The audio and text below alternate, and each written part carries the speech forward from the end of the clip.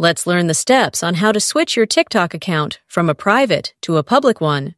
If you switch to a public TikTok account, then anyone on TikTok can view your videos, follow you, and engage with your content.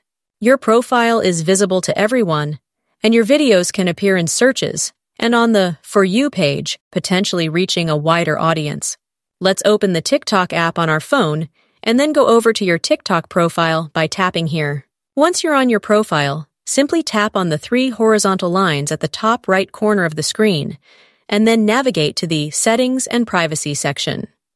After you open this page, click on the second option called Privacy, which has this little lock icon. And at the very top of this page, you'll see the Private Account option, which is enabled for me. And that means that my TikTok account is private. I just need to disable this switch right here. And it says here that anyone will be able to follow me and view my public posts. Also, anyone can duet with me. Anyone can download my videos and so on. So if you're sure you want a public TikTok account, just tap on the switch button right here, and that's it. If you have any more questions or suggestions about this whole process, please leave them in the comments down below, and I'll see you in the next video.